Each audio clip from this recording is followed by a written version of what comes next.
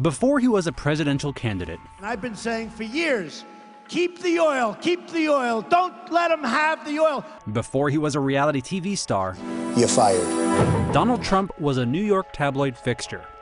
All through the 1980s, Trump was busy building something new, and it wasn't a skyscraper. Billionaire developer Donald Trump has put his name on a New York City hotel, shopping center, and apartment buildings, as well as a casino in Atlantic City.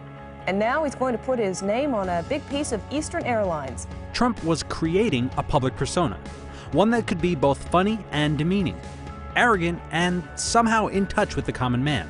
I sort of love and hate him at the same time. I mean, I think he has, a monumental ego. He comes off as being very, what's the word I'm looking for? Arrogant? Yeah, he's arrogant. I like him. The man's got it made, got everything. He often did this by picking fights. He said, I think Donald Trump is an artful liar. I think he is a greedy, vicious, and arrogant man. Well, I don't know, is that supposed to be a compliment or not? I'm not sure.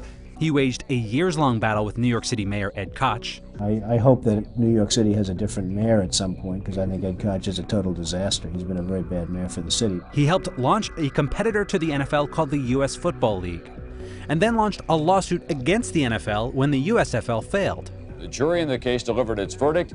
It ruled the NFL did indeed monopolize pro football, but it awarded damages of just $1. And in one of his biggest fights of the 1980s, he went up against media mogul Merv Griffin in a fight over a casino in Atlantic City. People realize now that Merv made a bad deal. It's unfortunate that he's taken a fall, but he has taken the fall. Nothing much I can do about it.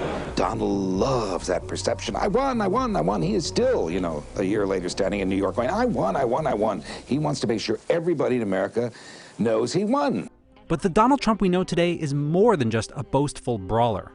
That's because there's one more tactic that Trump apparently learned in the 80s and uses to great effect on the campaign trail today: keep people guessing about any long-term plans. Mr. Trump, what's left in your life? You're 33 years old, you're worth all this money. You say you didn't say that you want to be worth $1 billion. No, I really don't. I just want to keep busy and keep active.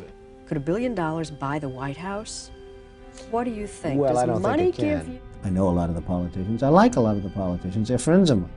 Trump carefully cultivated speculation about his future. In 1987, he ran a full-page ad in major newspapers that read like a political manifesto. A blow-up of the ad is now on display at Trump Tower on Fifth Avenue.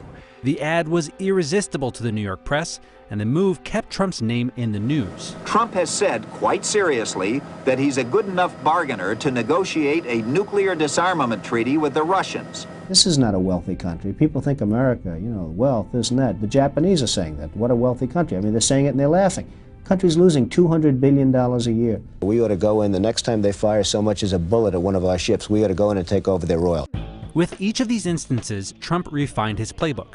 His attacks. Steve, you're going to have to start pushing these people now a little bit, because it's getting a little ridiculous as far as I'm concerned. His boasts. We'll probably sell an extra 10,000 season tickets, and that's a lot of tickets. And his shifting positions. Do you have the genes to be a successful politician? Well, you never really know. I think I'm pretty outspoken, and that's not probably a good thing in terms of a politician, but it's a good thing if you ever got elected, you can really do a job. Now, even back in the 80s, many found Trump's over-the-top personality distasteful.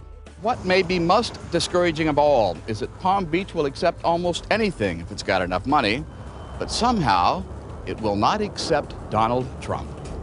But by playing the role of an unpredictable bully with the Midas touch, Trump showed he couldn't easily be ignored. I believe that perhaps I'm portrayed differently than I actually am.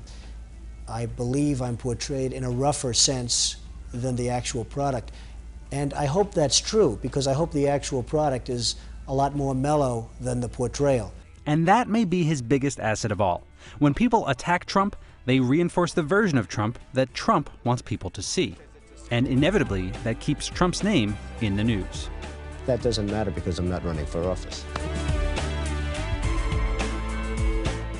Hey, NBC News fans, thanks for checking out our YouTube channel. Subscribe by clicking on that button down here, and click on any of the videos over here to watch the latest interviews, show highlights, and digital exclusives. Thanks for watching.